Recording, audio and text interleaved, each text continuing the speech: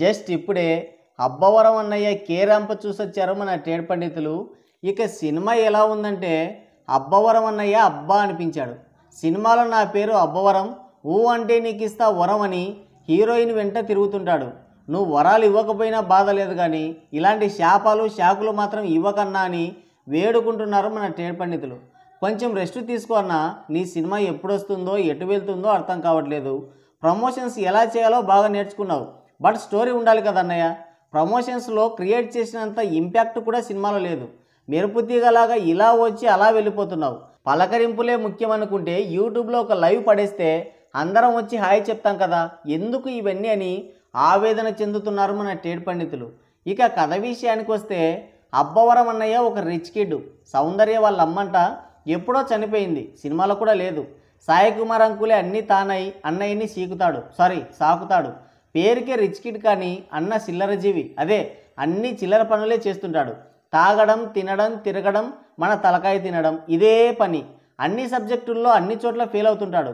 మరి మనకి తెలివి లేదనుకున్నారో లేదంటే వాళ్ళకే తలకాయ లేదో అర్థం కాలేదు, కానీ ఫెయిల్ అయిన వాడిని పై చదువులకని కేరళకి పంపిస్తారు.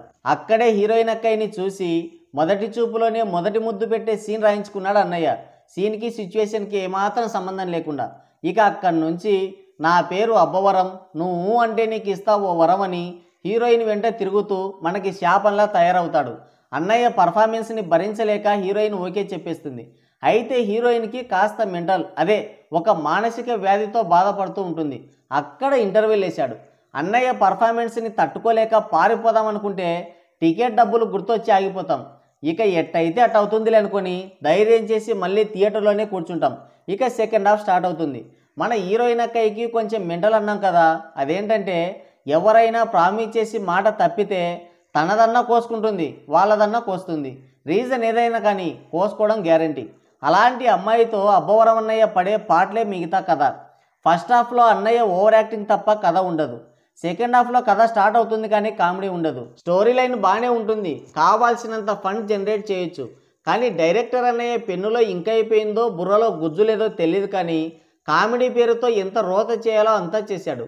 ఫస్ట్ హాఫ్లో ఎక్కడ కామెడీ ఉందో భూతద్దం వేసి వెతికినా కనిపించదు. సెకండ్ హాఫ్లో వెన్నెల కిషోర్ వచ్చిన తర్వాత ఒక పావుగంట మంచి కామెడీ పండింది, అంతే. తర్వాత ఆ కామెడీని కథని కిచిడి చేసి పడేశాడు. నాకైతే ఫస్ట్ హాఫ్ కంటే సెకండ్ హాఫే చాలా బెటర్ అనిపించింది. ఎస్ఆర్ కళ్యాణ మండపం వాసనలు బాగానే కనిపించాయి సినిమాలో.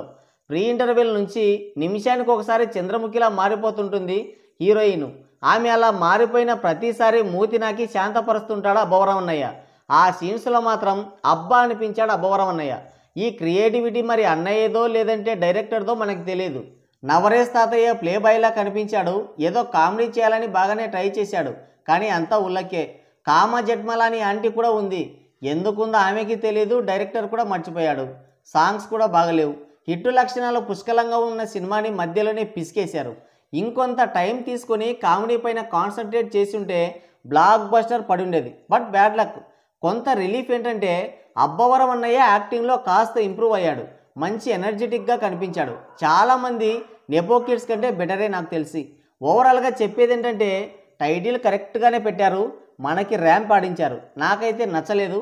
కొన్ని కామెడీ సీన్లు, అబ్బవరం అన్నయ్య ఎనర్జెటిక్ పర్ఫార్మెన్స్ కోసం వెళ్తామంటే వెళ్ళొచ్చు, అది మీ ఇష్టం. నాకైతే నచ్చలేదు. సో గైస్, ఇది రివ్యూ. మరోసారి మరో మంచి రివ్యూతో మళ్ళీ కలుద్దాం. Thank you, take care, bye bye.